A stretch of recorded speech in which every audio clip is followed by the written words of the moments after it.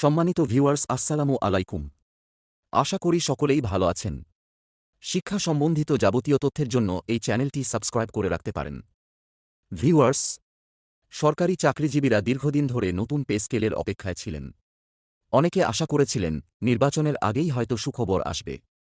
কিন্তু বাস্তবতা হল, এখনই নতুন বেতন কাঠামো ঘোষণার কোনো পরিকল্পনা নেই সরকারের।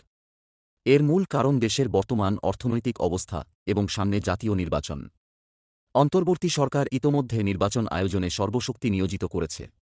ফেব্রুয়ারিতে ভোট অনুষ্ঠিত হবে বলে নির্ধারিত হয়েছে।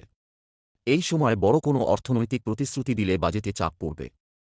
তাই সিদ্ধান্ত হল, পে কমিশন কাজ করবে, প্রতিবেদন দেবে, সরকার তা পর্যালোচনা করে একটি কাঠামো প্রণয়ন করবে। কিন্তু সেই কাঠামো বাস্তবায়ন হবে ভোটের পর নতুন সরকারের হাতে। গত 14 আগস্ট কমিশনের প্রথম সভা হয়েছে। সেখানে স্পষ্টভাবে আলোচনা হয়েছে, বর্তমান রাজনৈতিক অস্থিরতা এবং অর্থনৈতিক সংকটের মধ্যে এখনই বড় কোনো ঘোষণা দেওয়া কতটা যুক্তিযুক্ত। সভায় আরও সিদ্ধান্ত হয়, নতুন কাঠামোতে বৈষম্য কমানো হবে। কারণ অতীতে এ ধরনের বৈষম্য কর্মচারীদের মধ্যে অসন্তোষ তৈরি করেছিল। বর্তমানে সরকারি বেতন কাঠামোয় 20টি গ্রেড রয়েছে। কিন্তু নতুন কাঠামোয় এই সংখ্যা পরিবর্তন হতে পারে। প্রায় 15 লাখ কর্মকর্তা-কর্মচারী এই কাঠামোর আওতায় আসবেন। একই সঙ্গে রাষ্ট্রায়ত্ত ব্যাংক, সরকারি বিশ্ববিদ্যালয় এবং শিল্প প্রতিষ্ঠানগুলোকেও এ কমিশন বিবেচনায় নিয়েছে। অর্থ উপদেষ্টা সালেহুদ্দিন আহমেদ জানিয়েছেন, কমিশনকে নির্দিষ্ট সময়ের মধ্যে প্রতিবেদন জমা দিতে বলা হয়েছে। বিশেষভাবে বলা হয়েছে, দেশের আর্থসামাজিক বাস্তবতা ও মূল্যস্ফীতি বিবেচনায় রাখতে হবে।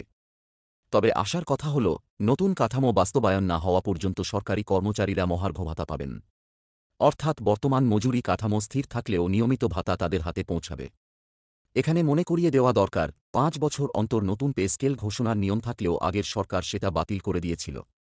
এর ফলে কর্মচারীরা ক্ষতিগ্রস্ত হয়েছেন বলে অভিযোগ রয়েছে। তাই এবার তারা প্রত্যাশা করছেন, নির্বাচন পরবর্তী সরকার এ ক্ষতি পূরণে বাস্তব পদক্ষেপ নেবে। সম্মানিত ভিউয়ার্স, আজকের ভিডিওটি এ পর্যন্তই। ভিডিওটি ভালো লাগলে লাইক, কমেন্ট ও শেয়ার করে দিবেন।